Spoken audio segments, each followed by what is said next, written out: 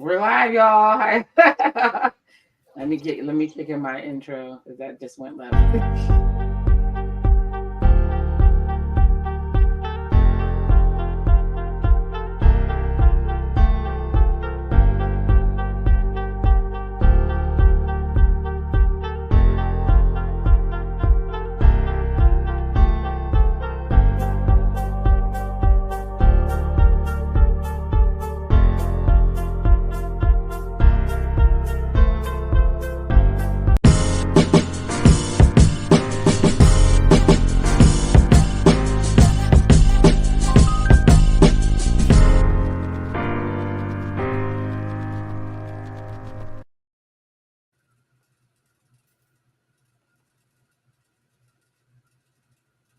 Hey y'all, hey, it's me, V the Sepia Scholar. It's long overdue.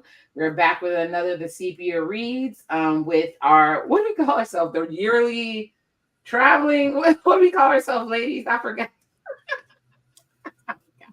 The boardroom, the yearly boardroom. we need to have an official discussion about that. Yeah, we need a discussion of what official title. All right. So, like I said, I'm being Sepia Scholar. My channel is about grown-up conversations, reactions, and reviews. And we're going to have a grown-up conversation about a book called The Invisible Women. But before we get into that, this is my travel group, but they're more than that. They're some of my best friends. We have Deysi, Cindy, and Karla. I'm going to let you guys say hello and a little bit about yourselves. Real quick, we'll have Deysi go first. If I can find the mute button. Good morning. My name is Deysi. I am in the STEM industry. I'm a project manager for some government contracts. Super fun to go out and learn new things based off of Arizona, and very, very excited to be part of V's program. All right, thank you. Deysi, you're up next. Not Deysi. Cindy, you're up next.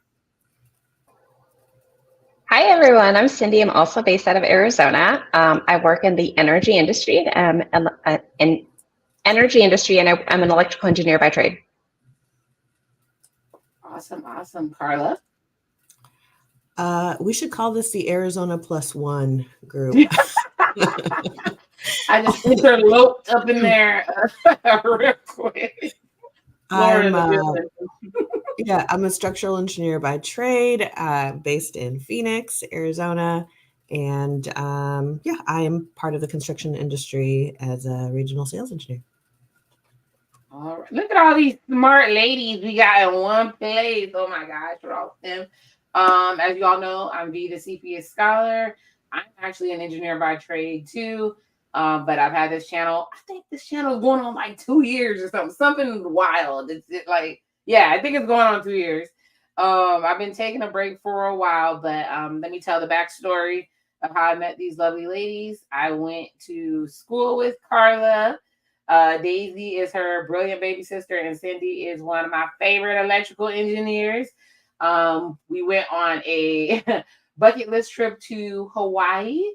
And I always tell everybody it was more spiritual than it was a spiritual trip because we got to rest, relax, bond. I don't know if I ever told you guys this. One of the special things to me was us having breakfast together at the table because you don't have time to really do that. But I think on one of the last days of the trip, we all went to the beach. We fought past the chickens. We laid down, laid in the sun, cuddled up, and we talked about books. And we had such a good time that we said we would keep it going, even when we go back to our regular lives. So that's how the ladies got together. And we've done, let me see, what are some of the books? Small Town, Big Magic? Yeah, First book. Don't The bad book that launched it all. That was the first one, but we've done so many different genres. I think we're at 8, right? Yeah, I think it's 8, but is it more? No, because we've all picked a book twice, except Cindy. So that would put us at 7, and then we did the bad book. Right. So, okay. Because I was what was the name of my book? So you did Better Than I Know Myself, and Better then Than I Know Chasing Myself, Destiny. yes. And Yeah. Chasing Destiny, yes. Oh my gosh, I'm getting old. And then we did the one with the ones that were the coders during the war. Rose Code, yeah, that was Yeah, Rose mine. Rose Code, Code. Girl with the Dragon Tattoo. It's coming back to me now. We've done a bunch of different books, so I'm really Yeah. like proud of us that we've gotten this done. The book that we're doing today is Invisible Women. Let me read the synopsis real quick. It's a totally different type of book, and it was suggested by Karla. I'm just gonna read what Caroline wrote.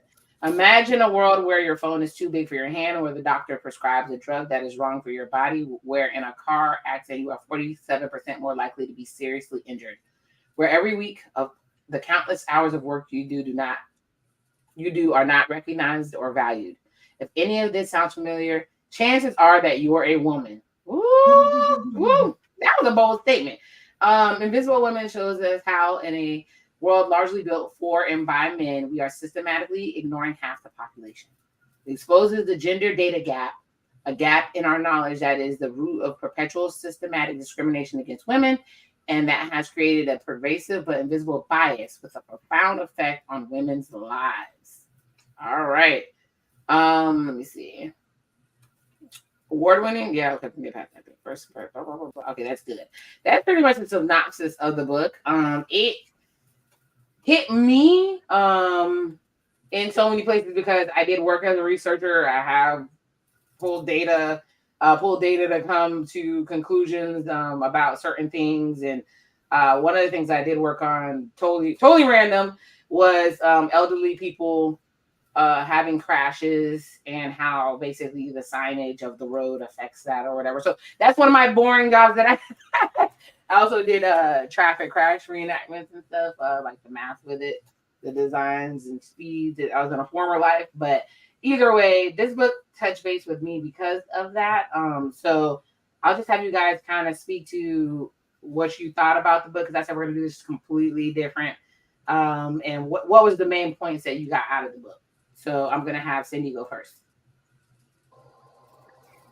What did what I got out of the book was, well, eye-opening. It was eye-opening, but kind of confirmed a lot of the things that I had experienced, that I see in corporate America. I mean, there was a couple other things that I didn't know about, drugs being one of them, the way that cars are designed, the sidewalks, things like that.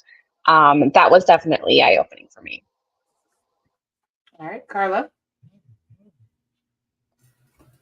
Yeah, so I, somewhere along the way, this ended up being part of my book list. So I was the one that recommended this to the ladies. And for me, like, I think I've gone through life knowing that there's certain things that have bothered me and not necessarily aggregating all of that and attributing that to a systemic problem within my career choice, within society, etc. And so I often think about the fact that I'm very grateful to have grown up in this country. I'm very grateful to have gone to college and be in STEM. But on the flip side, I guess on the one side, I was really happy that I felt like women have made it. We've come such a long way. You go back and you kind of watch some of these films or hear these stories about women growing up in the 40s, 50s, and you're like, oh my gosh, we are light years ahead of that. And then this really helped me to see that there's still a long way to go. And if I just accept the way things are, then my daughter will not see any improvement when she becomes a little woman herself. So this is like a book that I think every person should read. And I was thinking about it like, absolutely, this is like a must for women and girls, but I think men need to read this too, because you don't think that a lot of this stuff is done necessarily on purpose. It's just like out of sight, out of mind. People are not thinking about this. So it forces people to reevaluate the way we go about our choices and the way we go about designing things and about the way that we are really leaving behind half of the population. Yeah, that was before I jump to you, Daisy. That was really a good synopsis of everything.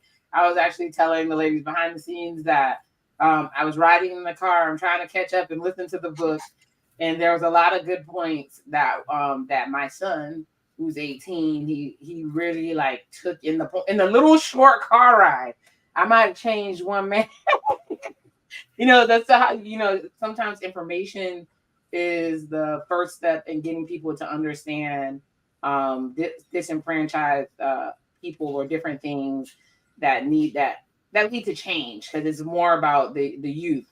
Yeah, we're still cute and everything, but there's another generation behind us, right? And if they're not made aware of it through knowledge, how can they address it, like you were saying, Karla? So that was really good. Deysi? I think I'm similar in Karla's camp. Feel very blessed. I feel like in the book, right, they mention a bunch of statistics, and as I'm hearing a lot of these statistics of how things are being designed, I feel, again, very lucky, very blessed, because I fit the typical man like height. So a lot of those things that are supposedly not built for me are officially because I am at that average male height level. And I'm just like, oh my God, thank God I feel safer. But then that means everyone else who isn't identical to me is either not designed for or just not even thought about. So it was one of those things. Again, like Karla said, very, very blessed that we grew up in this specific country, made the choices that led us to the path of where we are, right? I mean, even right now, we've beat the odds as STEM women in general, right? It's very, very difficult to find a population. And I also think that this is definitely something I'm going to try to see if my boys eventually, or my little girl will read, right? Because it is better to have information and then decide what to do with it than to be ignorant and make choices based on that ignorance. And then ignorance eventually, can propagate fear. So it is definitely something that I'd rather have them be equipped with the information, and then, like I mentioned, right, make their decisions based on it, but hopefully to better society in the future. Yeah, those are some really powerful points. I just thought I giggled a little bit because you said you're the average height of a man. I know that you're taller than all of us. Yeah, should be the only person to survive a car wreck in this group. Yes. To give a little bit of people of insight of what we're referring to, it's the book Invisible Women, and basically in the book it goes, "Hi, bro." Shout out to people came through. The book Invisible Women, and it basically goes through how different design data is used and collected, and how it leaves out a lot of things when it comes to women, hence creating a bias in society. Some of the stuff that I found interesting is I knew the public transportation system because I'm in Florida, so we do have a public transportation system, but it's not as robust, intricate as maybe like Pittsburgh. When I went to Pittsburgh, I was in shock because you really didn't need a car. You really didn't need a car. There were so many different ways to get around. And when Caroline was basically speaking to how zoning can affect your life, how in some countries, as soon as they zoned work different from residential, that it affected how the transportation systems were created, and what used to take you 15 minutes to get to work now was taking an hour because you were outside of the zone, because most cities are built on, the center is the downtown or whatever, and the farther it radiates outward, so you might need to take several different buses to get to the outer areas to get home. In Florida, I guess that is something for sure, because there's buses, but there are certain places if you get left out there, you're left. That's it. Another one that stood out to me. Also, to add on to that, the women tend to be the bigger users of public transportation as well.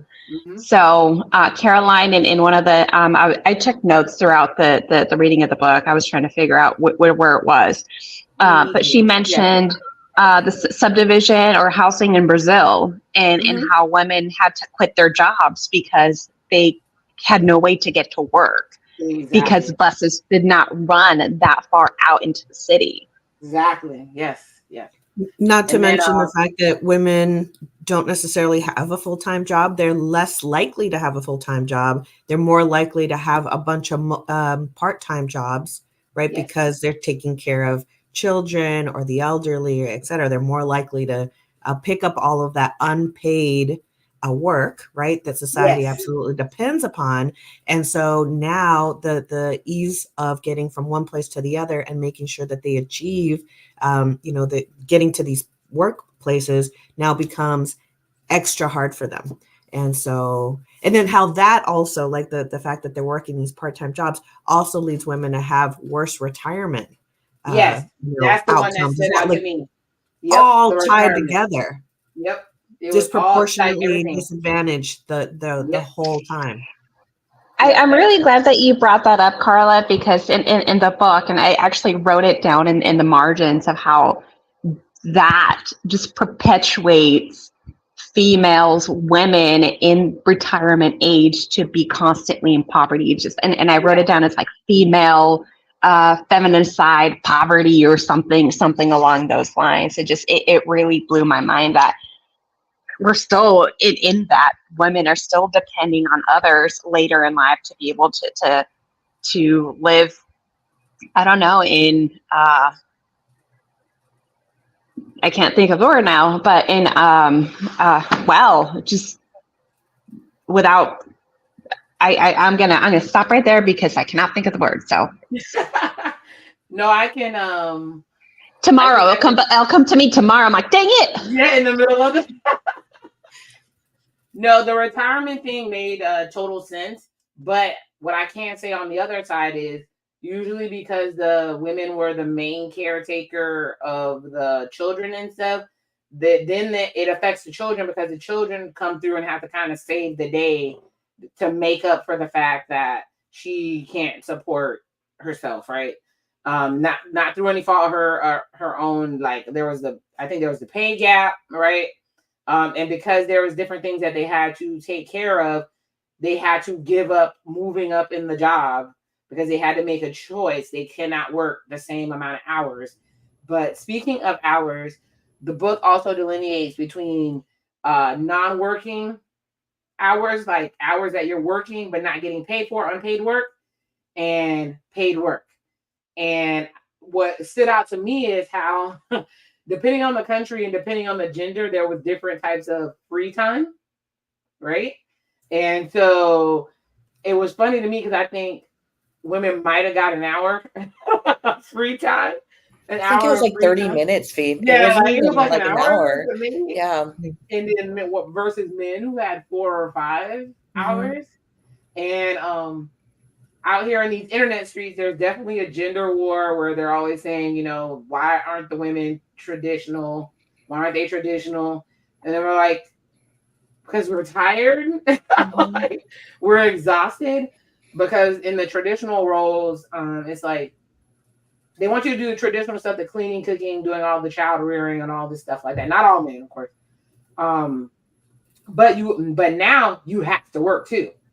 You have to work. So it's like, and you're still expected to come home and do the same exact. You're still expected to do both. Yeah. So you're purely exhausted. Like, so yeah, that stood out to me as well. What really, like, one of the things that really shocked me is that they equated the unpaid work, like unpaid housework, right? They said the only time at which men and women do the same amount of housework is when they are single and they're living on their own. The minute that they start cohabitating, the amount of work that a woman does goes up, and the amount of work that the man goes down. And actually, we were talking about it yesterday during a family gathering, and our brother, who I think consider to be a pretty progressive person, like has helped a lot with child rearing. Like, he's not necessarily the traditional male. He was like, yeah, as soon as, then girlfriend and he started living together, she started doing more housework because according to him, her standard of living was higher. And so, like, stuff that didn't bother him bothered her. And I was like, even so, you know, like the amount of work that she did around the house went up and his essentially went down. So, I mean, I would have to agree though. Yeah, I would say communication, right? and this is in all relationships. I do have to say that things that bothered me did not bother my significant other, but it was just communication, like pick up your coffee cup, right? It's just something that they're okay with leaving it there and having 30 coffee cups, right? So that they don't have to clean them as often. But at some point in time, like I have the thing that I cannot, if I'm cooking, which I do enjoy doing. So it's not like it's my job. It's I enjoy cooking and I enjoy cooking well. So I will put effort into it, right? Can I come live with you? Sure, B, sure. We're all moving in. I agree. Yeah. I agree. Carla has already. I just derailed it. Go ahead. Lizzie can be my wife. Yeah, but my pet peeve is I do not cook if I have a dirty sink. If I have a ton of dishes in the sink, I like, where am I going to put all the dirty dishes that I'm working on, right? So I have to clean up, right, that area so that I have an area to work with. It's like if a man goes into a lab and there's just beakers and stuff everywhere, they're going to be like, oh, I can't do my experiment, right? It's the same equation that I have in the kitchen. Yeah, like cooking is chemistry. So I can't do that. But other people can, right? And it is just, maybe it is my standard of living, but it is my standard that I want to be the best. And so I'm going to do certain things the way that it is. But I can't expect other people to know about this without communication. So I've had to have conversations, right, with my kids. Hey, children, you left a Cheeto bag, 3 cups, Gatorade bottles all over the place. I know it doesn't bother you. It bothers mommy. Please pick them up. Like, put them away. That's an interesting conversation that you had there, Deysi, because my little child still has her trash from Chick-fil-A dinner on Friday night. And it's Sunday. Yeah. And I tell her, I'm like, pick it up. And she's like, yeah, Legos. So I found the quote. I had written it down that deals with housework. And I think that this is one that I had taken a picture of the page and sent it to you three, where it says husbands create on an extra 7 hours of housework a week for women. So I can tell you that, yeah, I was that when I first married. I was like, yeah, I'm gonna take care of the house because that's what women do. But later on, it opens your eyes that we can't do it all without a little help. Yep, it becomes too much. So going down that vein of relationships, I wanted to pull out the text that you guys sent me because it spoke to my spirit. Because like I said, I hang out in the manosphere, I hang out in these different spaces. I argue with people all day about relationships and roles and all this stuff like that. And I don't know how it is in the Latinx community, but in the Black community, there's this conversation that comes up all the time, and it's very irritating. In one breath, they're saying, we want to be the providers. We don't care about your education. When you talk about your education too much, it makes us feel like you think you're better, or we don't care about that. You have an attitude because you have an education. Not all. So let's make it very clear. Not all. But on the other end, they're saying they don't want to get married because the woman's going to take their money. Half the time they don't even have no money, but they're going to take their money, or they're being a gold digger. So when you guys sent me this, I'm going to read this off because I've lived this. Men prefer female partners who are less professionally ambitious than they are. Okay. Men avoid female partners, which characteristics usually associated with professional ambition, such as high levels of education. Okay. And I don't know if you guys know this, but some of the most educated people on the planet is Black women, like on the education side of things. So it's like backfiring on us, kind of. Okay, so it's relatively unlikely that a woman will earn more than her husband. When she does, marital satisfaction is lower and divorce is more likely. I live this. Okay. Promotions increase the chance of divorce for women, but not for men. It's no wonder that some women find it hard to own their success. Now, that's a very strong statement. But please chime in, each of you. I'll have Karla go first. Or Cindy. Oh, you're already unmuted. Go ahead, Cindy. Oh, okay. No, I was gonna say, so I read this book, or a good like 90% of this book back in like 2019.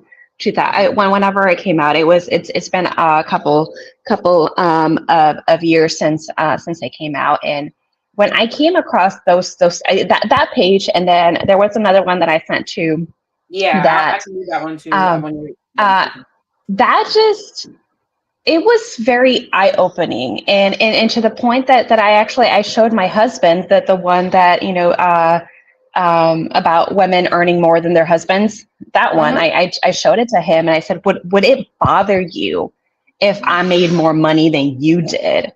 And his response was, no, then you could be my sugar mama. But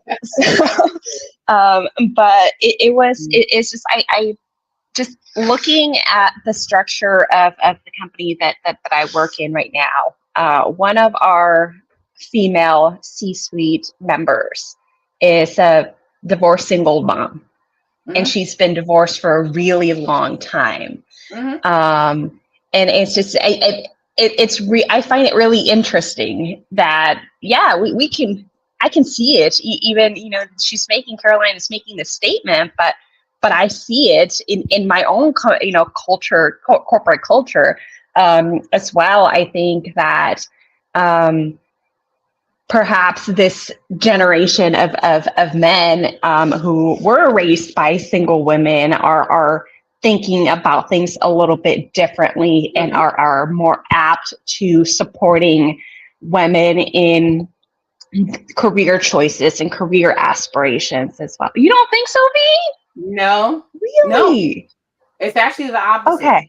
Okay. So what I've seen is there's a couple of things that the women are being resented for. Okay. So they're being resented for being a single mom in the first place, because the parent that stays usually catches all the flack from the kid. They fantasize about what the other parent is doing or whatever. Now that part I cannot relate to, because everybody. But they basically find a reason. They're like, well, mom, why did this person leave? You had to have done something. Okay. That's what that is. And then I've also met people who say the ones that do like the profession, the career, is not for the reasons that you think. So they say, because I've met white and black men, they're like, well, my mother was single mother, and she was working, and if she can work hard and put in all the steps to keep us fed and everything, then you have to do it too. So they want you to work, not because they want you to like YT gentleman literally said, if I gotta suffer, you gotta suffer too. It wasn't it wasn't a go girl, you're moving up the professional ladder. Yeah, it was not that. Okay, I must be experiencing something a little bit different then. And these are conversations that I've had with Karla in the past, where I've worked for men, older men, and they've been very traditional, stuck in the 1950s, for the most part. And then I've worked for women who you would think, women should be supporting women. We're supposed, we rise by lifting others. Not necessarily the case. But most recently, my boss is a man who's a couple years older than I am, who was raised by a single mom, has 4 brothers, understands my career aspirations, and is willing to help bring me up. So I must be experiencing an anomaly then. Yeah, so Cindy, that's been the only champion you've seen there. Yeah, for my entire career, you're right. Exactly. And every single time prior to this one manager, you've been passed over. You have been, relegated to second and third place. Like, this is the first time in your career that someone has championed you, male or female. So I would say that the status quo or the majority is actually what you experienced prior to this. Exactly. Okay. Yes. The majority is that. And I'm listening to you. What I was trying to find was, there is a movie on Netflix called Fair Play. I literally just watched the synopsis last night, and it's about a couple, and one of them, both of them work in like finance or whatever, and there's a job that's coming up, and they tell them that the guy is gonna get it, but then they find out how talented the young lady was, and she gets it, and several dynamics happen where she thinks that it's going to be all good between her and the guy, but all heck breaks loose because they start saying rumors that she slept her way to the top. Then he starts competing with her. And when she gets in the C-suite, she finds out why this man has not been moved up. He's given bad consulting and made them lose $25 million. So that, and also he was considered a Nepo hire. So they have no intentions of moving this man. But they're thinking that she got it because she slept, even though she was way better than the guy. And this dude is living with her, and he's acting. When they originally thought he got it, they were celebrating, having a good time, living it up. But when he found out she got it, it was super dry. He was upset, and then the craziness commences. But it's called Fair Play. It's seen differently when a woman moves up. Like the reasons sometimes that they say that the woman moves up. They even went as far to call her it's not merit-based, right? Yes, it's not. We've used her womanly wild. When is it merit-based when a woman gets promoted, right? Exactly. I mean, I've heard things about myself. I was shocked. I was like, now what?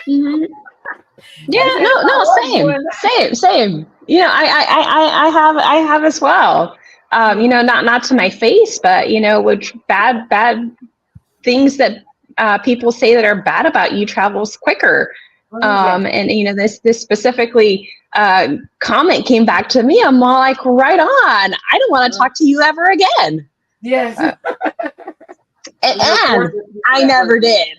I never did. The man retired, saw my brother afterwards and said, hey, tell your sister I said hi. So he texted me. I'm all like, crickets. It does not warrant a reply. It's like that man can go live his life, be happy, whatever, but I want nothing to do with him. Yes. Well, listen, isn't that one of the reasons why, like traditionally men would be less likely to mentor women than they would be to mentor other men, because there could be whisperings of impropriety if they were to, take on a female mentee and champion them, etc.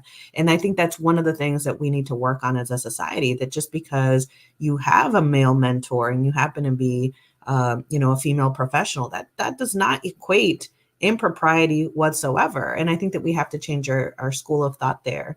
In my experience, like I've had, it's been kind of weird. Like, in my dating youth, I dated a bunch of engineers, and, for one reason or the other, I always kind of got the impression that I was just a little too much, I did not marry an engineer. I married someone completely outside the field. But even so, I had to suffer the comments of like, oh, you're not a woman that likes to cater to her man, even though like when we first got married, our income levels were very equitable. And so, different fields, et cetera. So it was almost like I had to reset the standard of thinking and the standard of living, because if we're both working, what do you mean we don't do the same amount of work? And I would say things like, I'm not your mother. I did not marry you to become your maid and your housekeeper, and of course, as our life together continued, we're going to hit 14 years today or this year. As our life continued, our income levels have ebbed and flowed, right? We've had 2 children together, et cetera. And I feel like, more often than not, I pulled, at least financially, I pulled my, the same weight that he did, or then some, right? And then somewhere along the way, this was a couple of jobs ago. I was in a position where there were 10 of us at the company that had the exact same position, same compensation level, et cetera. I was the only female. So I had 9 other male counterparts. And every single one, I think, had a woman at home, a wife at home that just took care of everything, cooking, cleaning, etc. And so I had a conversation with my spouse and I said, look, I've made it to this level now and I need more support because here are these guys that all they have to do is show up to work every day and everything else at the house gets handled. And I was like, you need to pull more of your weight. And as it stands now, my husband very proudly says she makes about double what I make. That's amazing. And he talks about it and he brags about it. And I was like, don't say stuff like that. It makes me feel these new dudes are different. They're gonna brag on it for sure. Well, and he did try to convince me at some point that he didn't need to work and he was just going to be the stay-at-home dad. And I was like, I don't think so, buddy. No, we don't like that either. No, you have to call yourself out on the double standard. We don't like that either. Well, what I told him was like, if you were a better dad, and did more things with the kids, then absolutely. But like, you're gonna have to bring your dad game up, But in any case, I was gonna say it's not a double standard fee at all. Like, if you can do the mental gymnastics, right, that a stay-at-home mom does, 100%, you can be the stay-at-home dad. If you can do the grocery list, get them in the groceries, pick the right type of produce, right, cook, clean, do the laundry, put it all away, child rearing, make sure that they're safe, right? You have all the doctor information, plan the vacation, organize the vacation, pack for the vacation, do all the things that some stay-at-home wives are expected to do, right? Without saying tit for tat, right? That 100% stay at home. But if you're leaving any of those on the side for me to pick up, like, no, you cannot stay at home. I'm gonna go a different way. Let me go a different way with that. And y'all know me, I'm raunchy a little bit. I think Karla beats me though. But I do. Either way, I think that yes, we know that's not gonna happen. We just know it's not gonna happen. They're not even built the same way. So I believe it. We know it's they're men. There are men out there. We just haven't found them. Yeah, I'm sure there are men out there. I'm not going to make a generalization. It's not completely impossible, but that's not the status quo. But I know some women, even if they're making more money and that man is doing all that stuff, it's going to get on their nerves if they come home and they see that man on that couch.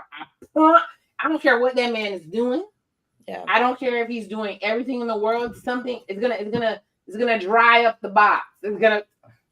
But I mean, there's men that come home, see their stay-at-home wife like taking a break, and then they get livid. So, again, it is a double standard, right? But at the same time, it's just going back to your original question, B. Would men expect to be the bearers, right? They have the standard, right? Someone's told them growing up, you need to provide for your woman. You need to be the head of the house. You need to be this. You need to be that. Yes. And the moment that, and this is where I said ignorance propagates fear. The moment that you take that away from them, it's the same way of someone just coming up to me and being like, hey, I'm going to take your children away. It's one of those things that I would be like terrified, right? So it takes time. It takes, and this is why this book is amazing, right? It takes information. It takes time for you to absorb it, at least my logical brain. Make a plan, right? How can I make this better? How can I put the information that I have and make my life, the life of my family better, and put that into account? So yeah, it's just one of those things. I think it's a mind shift. Yes. And V, to your point, I mean, I have a weird situation in that we have kind of separate finances a little bit. So, we've got different financial obligations aside from our joint, but yeah, like I think about that. Like, I think about like, if all things were equal, and I, was the person who provided, and there would be kind of like a lack of respect, I think. Yep. And I think that Deysi and I grew up in a household where our mom was very independent in some regards, but very dependent in others. And it made her vulnerable. And I think that my whole life I have worked on ways of becoming less vulnerable. And, come hell or high water, I am not depending on a man for my income, my stability, my et cetera, et cetera, et cetera. And there have been a lot of women along the way that have said, do not put yourself in that spot. Like I've had women come up to me and say like, hey, I've lived my life for my husband and kids. And now, after 25 years of marriage, I'm divorced, right? He kicked me to the curb. The kids have gone on to do their own lives and I've literally got nothing. So, mm-hmm. No. I mean, you have to find your own balance, but, Yes.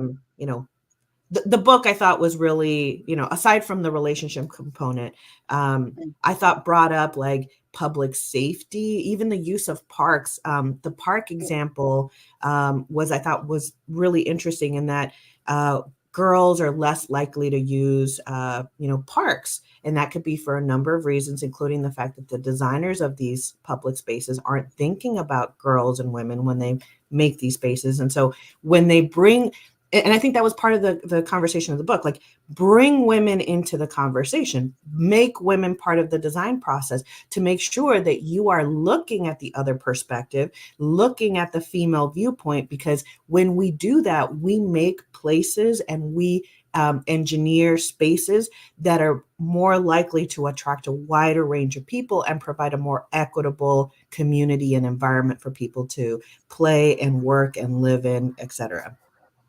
Like the houses in Bangladesh. The houses in Bangladesh. That's another really good example. Yeah, no kitchen. No kitchen. The house. Yeah. Yeah, that because it's an afterthought, right? It's in that culture, like many others, women tend to do more of that, and it was just an afterthought. I was blown away by that, the government program and no kitchens. Yes. Or the kitchen up on the second floor, right? Like in the European, I can't remember which European country they were talking about that. I like the example, I can't remember if it was Sweden or somewhere, where the daycare was right by the subway station. Yes. And so, and then they had like a grocery store nearby, and then they had like doctors and so they were thinking about like planning these like mini communities so that things would be more accessible. Definitely in Sweden, the snow plowing example, where the men had joked that at least snow plowing wasn't sexist. And they're like, well, let's think about it. And so they had, prior to this conversation, they'd been plowing the roads that men would drive on to get to work.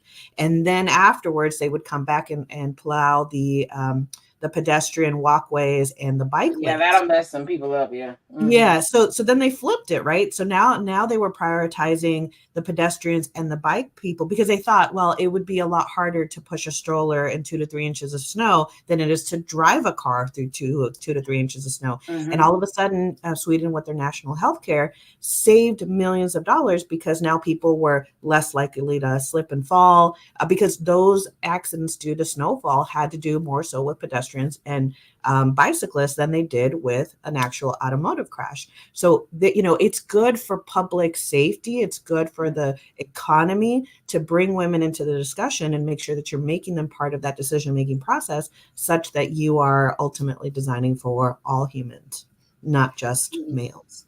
Yep. Another point was that touched me was the medical bias. How it discussed that the symptoms for a heart attack is different for a woman, and a lot of people don't know that because when they think of a heart attack, they always show some out of shape man who's older, grip in his chest, whereas the symptoms for a heart attack for a woman are very different. And then it was very interesting to find out that aspirin doesn't work for women. And I'm like, shoot, they were giving me aspirin, like to make sure. The other part that really touched me was the childbirth because I experienced it, and it specifically highlighted Black women for sure. I experienced it. Like when I had my son, he was 9 pounds 3 ounces, and I had to put on a real big show to get any medicine because they think because of our skin tone, like it's like built-in bias. that we're stronger, we can take more pain. And I was going through it, and they were like, "You're running out of time," because I thought I'm gonna do everything natural, but baby, no. And they didn't want to bring me them. They didn't want to give me anything. So at some point, I'm like, okay, what do I do? I'm panicking, and I said, okay, I like just let loose, and they finally gave me the epidural, whatever. And thank God, because that boy got stuck. He got stuck. I can only imagine if I hadn't asked for the medicine, because they said I was running out of the time to get the medicine, and they were like, "Oh, you're a strong girl. You got this." Hours later. So, and also finding out that the stuff that they use to induce labor only works on 50%. 50% of the women. I had no idea, because they use that on me as well. I've never had a C-section, but like you don't know any of this stuff. You don't know any of it. You're just going to the medical field thinking that you're just gonna go have a baby and you pass away. Yeah, the thing that really bothers me, right, is that they can't even get the money to do research on this and get factual information, because a lot of things related specifically and just specifically to women, right, aren't considered a priority, right? When it comes to just a misdiagnosis, right, of what was it, the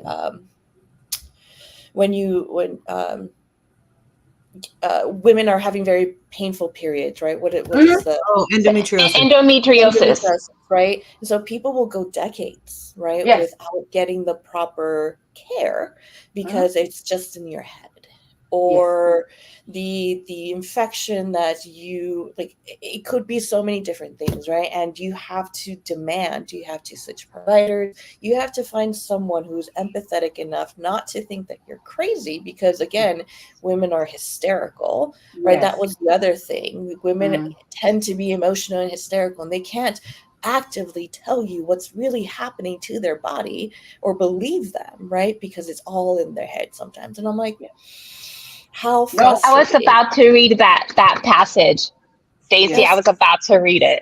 So the Yentl syndrome. Yes. So there's the pieces, right, where your body as a female, right? You're not a little man. You're a female, like you're a female straight and through, right? We're built differently.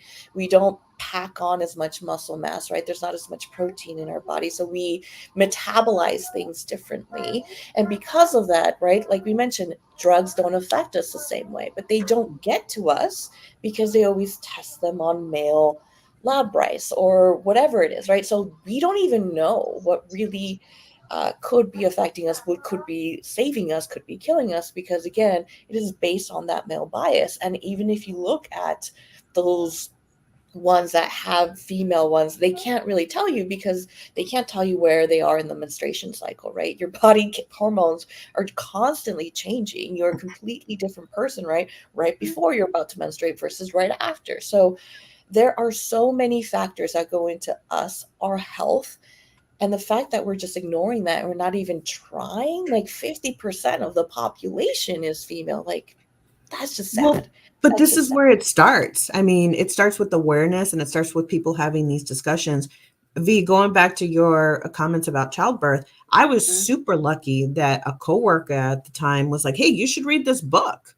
And it's all about women and having childbirth or whatever. And then from that came this idea that, going into our first, we took Bradley classes. So we wanted to have an unmedicated birth, but that was a 12-week class. And really it was teaching us to advocate for ourselves. Just because you show up at a provider's office does not mean that they have your best interest in mind. They are running a business. They want to put you on a path potentially to a C-section, whatever. Number one is educate yourselves. And that means reading, that means doing research, that means going out and talking to others. And same goes with, with everything to do with medicine, right? Like you show up to a provider's office and they are not listening to you, or they are invalidating your symptoms, go find someone who will listen to you, because there are people out there that are starting to listen, men and women, and they will not just invalidate your feelings. They will not attribute it to, you being weak or, whatever. And then second to the point you were talking about, the heart attack, one of the things that like shocked me and angered me beyond belief was the fact that when they compared the result of women and to men having bypass surgery and how men are much more likely to recover successfully from those surgeries compared to women. And when they dug into it further, the reason was that when a man gets home from a bypass surgery, he has a woman there to take care of him. Yep. And yet when the woman gets home from bypass surgery, as soon as she gets home, she has to take care of others. When That's she gets literally home. what happens. Yeah. Literally. And so it's like, we need to advocate for ourselves. We need to draw those lines in the sand and say enough is enough. And listen, we are all mothers, the four of us. There are plenty of people. We have people that depend on us. And I often say that if I'm not taking care of myself and if I'm not taking care of my well-being, then there will not be any of me to take care of anything else. So we, and I know that this does not come intuitively to me and probably not to you. We must put ourselves first because all society and the medical profession are literally trying to kill us. Cindy? What was the question? I agree with all of what Karla said. I completely agree. That's why I'm here shaking my head. I was trying to find, I took notes and I was looking to see if I could find a passage that could bring value to the conversation. I wasn't able to. The only part that I did jot down in regards to, that chapter for, the drugs don't work for us is, blood pressure drugs developed using male subjects don't work effectively on women, but something, that could is resistance training. That's not generally the case, right? You go to a doctor and they generally want to push pills on you because it's an easy solution. The way that I put it is putting a Band-Aid on the problem opposed to actually finding the root cause to mitigate the problem outright. No, I was gonna say I'm definitely a victim of that. I'm like things are running in my head because literally with the cycle thing, like I'll tell y'all that offline, but the cycle thing, the blood pressure thing, like the doctor has been like, so I went to this one doctor and he said something to me I had never heard before in my life. All the other doctors were just trying to give me pills and tell me to do this, do that, and we couldn't figure out what the problem is. And this man said it, and my head was like, boom, that's it. Like, oh my, and I'm freaking over 40 just finding this out. And I've been fighting this since I was freaking 27 years old. Like, that's infuriating. Like the time that was lost. And this one I can talk about, like the blood pressure. And I was like, I knew it was genetic. But every time you went there, oh, just keep walking, which I love walking. I'm good with that. But keep walking. Take these pills. Do this, do that. Did they ever say resistance training? Hell no. And every time I would go, it would be like this. It would just be like this. I'd be good. And I'd be like, oh crap. So you're petrified because I've had people who passed away from strokes. So you're petrified, like something is going to happen. And I just now have gotten it under control. Like now, based on what this, the right medicine, the right movement. But I never heard the resistance training thing before this. Yeah. It's really interesting that you, with your story, similar story on my end. So my family has history of high cholesterol. So we have low, good cholesterol, high, bad cholesterol. And I've been doing everything I possibly can to delay having to take any medication. So on top of high blood pressure, well, we also have a history of diabetes. My mom was 37 when she was diagnosed with diabetes. And my goal had always been to delay that diagnosis. I know I'm going to have it someday, but I'm going to do whatever I can to delay that. So working out with the diet and my bad cholesterol still high. So I see this provider, and multiple times she's seen me in my workout gear because I'm going to go see her, and then I'm going to go immediately afterwards, go to the gym. always commenting, "Oh, your shorts, your pants are really cool." I see her for a follow-up, and I'm using that air quotes because it was absolute just ridiculous at the fact that I had to go talk to her to get prescription, to review my blood work so that I could get my prescription. But she said, "Yeah, maybe you should go walk like a mile every day."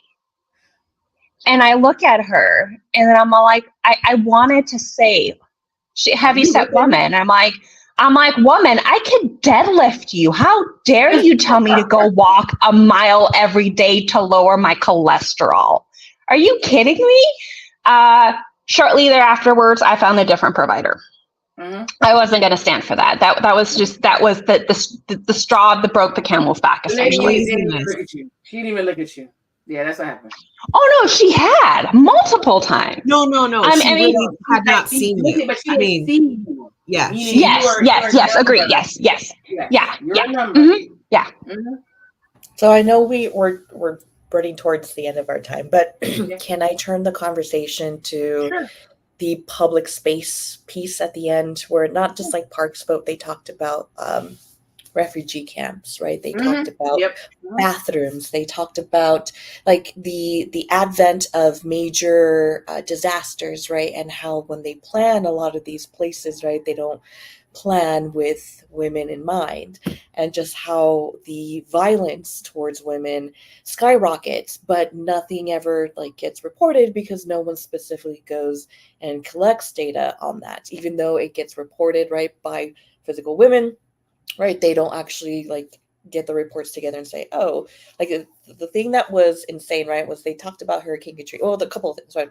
Yes. Hurricane Katrina in the dome, right, where it was so dark that it was a free for all. Like people, like they were talking about little girls getting sexually assaulted, like women getting like hearing screams of people asking for help, and just nothing being done. And it's just so sad, right? We're again very lucky that we're in a situation where that's never happened to us. Like we haven't gone through a major disaster where like an earthquake has taken away our house, a fire, tornadoes, right? But when there are disasters happening, right, all over the nation, especially with all the climate change that's been happening, can you imagine being put in a situation where you have like you can't even go to sleep? Like I would be terrified that my family, right, my young family would get abused. Like that is insane. That proper lighting, right? They're talking about starting to provide solar lanterns so that they can gather together as a community and go to the bathroom. And I'm like, oh my God, like that is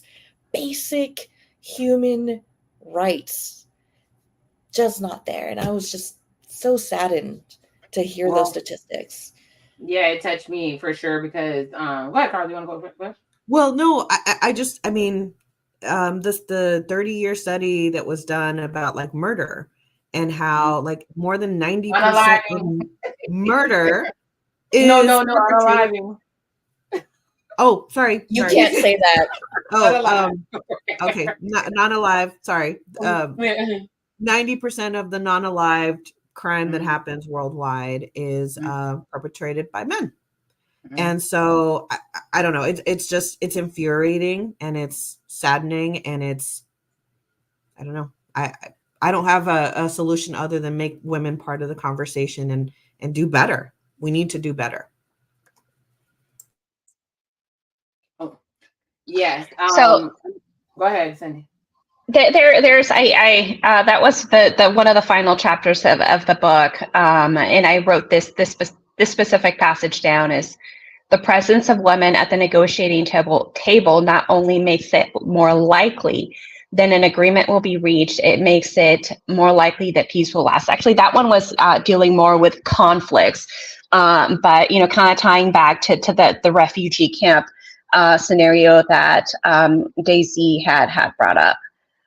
Also, there is no international law that requires women to participate in any kind of post-disaster planning activities either, which is one of the reasons that a lot of the safety topics specifically for women and young children are not considered. It becomes an afterthought. Yeah, those are good points. And Cindy said dignity. Dignity, that's a part of dignity, humanity. Yes. If you've never seen it and you can stomach to watch it, one of the best documentaries on what happened in Katrina was When the Levees Broke. When you watch it, it definitely brings all of that to the forefront. I've been a part of logistical efforts after natural phenomena or whatever, and I know even us supporting, we had to be mindful of women, right?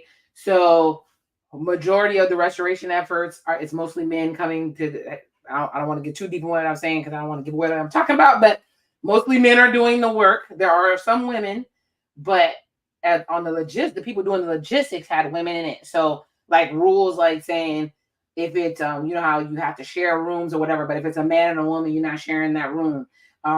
Making separate bathrooms, different things. But that's because as a woman, I was involved. There were other women that were involved in these logistical efforts. In these other places, they just see a bunch of people, throw them someplace, specifically Katrina. They literally just threw them in a dome and said, every man for themselves. Literally, every man for themselves. So women were just, and you don't think it will happen to you. You don't think that humans can be that way. They totally are. Speaking to what Karla said, there are real life monsters. There are real life monsters. And we have to take into account that we need to keep everybody safe. So even us as being STEM women, as we stated earlier, that is a change. That is a change. Being in the room, being at the negotiating table, and every person that's there doing that, you're representing a change. And so you have to, not saying you have to do everything for women, but if you want to, that's on you. But at least that thought process is there, So I think we are making some strides, but I'm sorry that what happened with the Olympics is.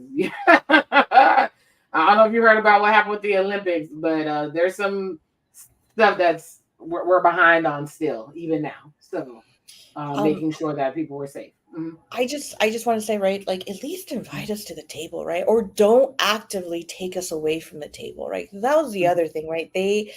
There was a lot of pieces, like, again, at the end of the book that were saying, hey, you have to, like, when these things happen, right? You get people together to start planning and strategizing, doing all the infrastructure pieces, right? But then people would be like, we don't want women there because of X, Y, and Z. We don't want women there because they're too emotional. We don't want women there because they're hard to please, right? And it's not necessarily because we're hard to please. It's because we're actively challenging basic information to make sure that it's not just us, but other people are represented. Women are more likely to think about women when they're doing legislation, when they're doing like safety concerns, right?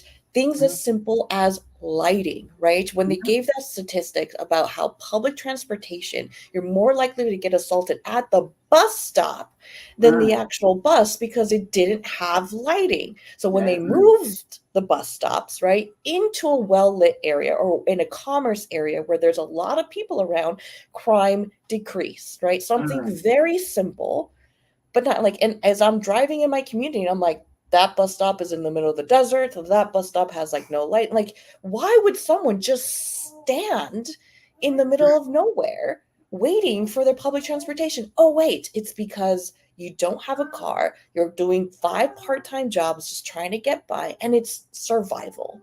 Exactly. So it's basic things, right? At least invite us to the table because we're at least thinking about that and being empathetic for other people. So don't actively not invite us is what I'm trying to say. Like, at least get us to that table. No, that's a great point. But with that being said, I want to go ahead because we hit the hour mark. I guess we can rate the book. I mean, the book is necessary. What are we exactly rating? But I'll go with Karla. I would give it, I mean, I didn't love the intro. I thought she droned on a little bit about the he, she, language or whatever. And I guess she was trying to set the tone. So, but the rest of it I thought was great. So I would give it probably a 4.5 out of 5 Smarties. You remember it? No. But go ahead, Cindy. I agree with Karla's assessment. I think this book is extremely needed. We need to shed light on the research. I challenged my son, my almost 16-year-old son, to read the book. I did bribe him with whatever kind of wrestling shoes he wanted, and did give him a deadline. So we'll see if he's actually able to meet that deadline. But ultimately, I think this is a book that every woman, but most importantly, every man and young man should read to give them the information to be a better partner and a better ally for those women in their life that happen to be at work or at school. So I also give it 4.5 stars. Smarties. Yep. Deysi. I had trouble getting through the book because I was getting angry. And then I had to like put it down and then like really think it through and then get back. So on basis, right, that it's probably, I feel like it's going to anger people for different reasons, right? I was more angry and frustrated because of the lack of progression, right? Or my thoughts as we were so progressed, very similar to Karla, but we weren't, right? Again, I'm very fortunate to live in a situation where I'm not the norm, right? I would be above that norm. But at the same time, I don't know how men would react to it, right? Because it's a lot of information. And like I mentioned, right, if you are, again, I would say that if you take the information for what it is and try to apply it to become whatever you want to become, right? It's just be aware, you will be in a better spot. But I would say because of how biased, right, we've been raised over the years, it would be controversial to a lot of people, but at least try it out. So I would give it a 4 because it is hard to read through, right? It's nonfiction. It's a lot of statistics. It's a lot of information getting thrown at you. So give it time, reflect if you want on each chapter, maybe go to read another book and come back, but try to get through it. But yeah, I would give it a 4 because it's not like a full read, right? You can't just sit down and read it. Like you have to kind of chunk it out because it's just so much. Yeah, it's not a steamy romance, that's for sure. No, it's not. So I'm gonna reveal my rating. So I gave it, because you know how I work. Like 5 is a classic to me. And I gave it 3 out of 5 Smarties. So I gave it the 3, which is average, right? Because the information was so good. The 3 doesn't mean I didn't enjoy the book. I enjoyed the book. As I was telling you guys before we came on, I picked different subjects that I was interested in. And I think it's what you were saying, Karla, too, like the droning a little bit about the he and she, and there's a couple of spots like that, and you're like, okay, where are we going? But once I got into it and I got into the meat, I realized how important that the book was. And I agree with Deysi completely. This book would be completely controversial because they say a lot of times that maybe we're being too sensitive. We think we're feigning oppression where there isn't oppression. How can somebody be biased designing a bus stop? She very clearly laid out how there's a bias doing bus stops and zoning and childcare. I was told to my face that there's no longer a pay gap between men and women. Like, and we all know that's not true. So it doesn't. For some people, they're not gonna want to hear it, but it is still necessary. And for anybody who is open to read it, just take it, absorb it. I think it was the audiobook I prefer. I think if I would have sat and read it, I probably couldn't have got through it. The audio book helped me because the young lady had a pretty pleasant voice. So but the book itself was actually really good. I'm glad that I read it. And as I told you, my son got something from it. Like I did, just play it in the car. Let somebody hear the words that are coming out and see what they think about it. They might give you a perspective that you never thought about. So I think I'm gonna tweak it a little bit. Talking about it more kind of convinced me. I'm at least give it a 3.5. 3.5. Yeah, it's not meant to be like an a book for entertainment, right? Like it's not. It's just like, wake up, women. Yep. You think you made it? Wake up. Exactly. No, the stuff that it looked at, and like I told you, the medical part touched me. A lot of different. Like I said, Katrina touched me. And I've met people from Sweden, and they are a whole different game. I have one of my really good friends I met while I was in school. She is a Swedish scientist. And when she was explaining to me how they did things over there, yeah, the taxes are ridiculous, but I was like, sign me up. No, but either way, they seem to be more progressive. So I really enjoyed the book. Okay, so with that being said, we'll say our final goodbyes to everybody. So I'm going to have Deysi go first. Thank you guys for sitting in and hearing us drone on and on about how awesome we are. But last thoughts, right? Just continue to advocate for yourself, like Karla said, right? It's one of those things that, and it's not necessarily like no one's going to look out for you. It's more of you should look out for yourself because it's just you, right? No one, like when you leave, when you unalive at some point in time, it's just you. And you want to leave the people behind you in a good spot. And if you are a key player of that, right? If you're a key, your performance as a mother, a sister, grandma, whoever it is, right? In the lives of the people around you, you want to be there for them, right? You want to be healthy. You want to be active. And the one person that's really going to allow that to happen is yourself. So continue to advocate for yourself. Continue to do the things that you need. If you need a rest, say you need a rest. If you're running a fever and you need medicine, go get it. Like it's one of those things that you have to be aware, because it's absolutely right. Not necessarily, no one's just going to take care of you just because. You should take care of yourself and make yourself a priority so that if you are giving care to others, you can still do that. So love yourselves so that you can love others. Awesome. Cindy? You know, what was coming up to my mind was support the women in your life. Ultimately, support the women in your life, whether that's your sister, your spouse, your mom, whatever. Support the women in your life. It's okay to, you know, don't let them do the dishes tonight. Just go do the dishes for them. That small task is just would mean the world to them. They can go sit and relax for a little bit in the workplace.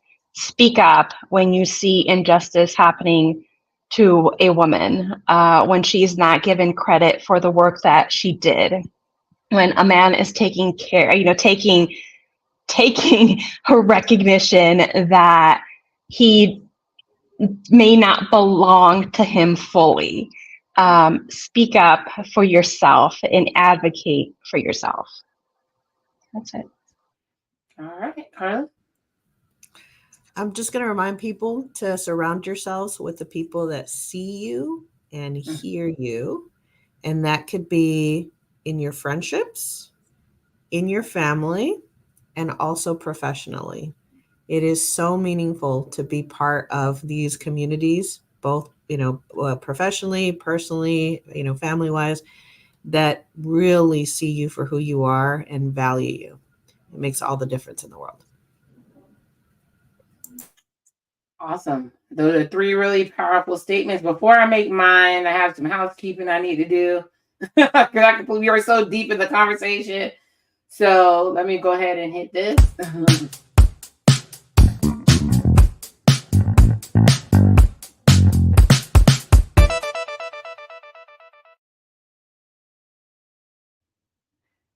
And one more.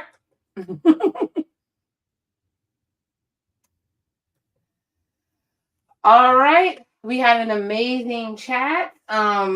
For me, my final words I'm going to say is I agree with all the beautiful ladies on my panel. Take care of yourselves. Love on the ladies in your life. Make sure that they're recognized, they're healthy, they're taking care of themselves. so that they can take care of you. Even though they say that they're tired and worn out, they actually enjoy nurturing you. It's a little bit in our spirit, right? So I want to thank the lovely ladies, Deysi, Cindy, and Karla, for joining me. It's always an amazing conversation. Whenever I'm gone for a while, I love coming back with them, right? Because we're always going to have a powerful conversation. And believe it or not, I know you guys can't see it. People definitely have been coming in and out. But shout out to the replay gang, because I randomly go live. I need to do better. But to all those who have supported my channel, those who are lurking in the bushes and you like my content, because you come and talk to me about it in different places, work on the street. Please stop hiding in the bushes and hit that subscribe button.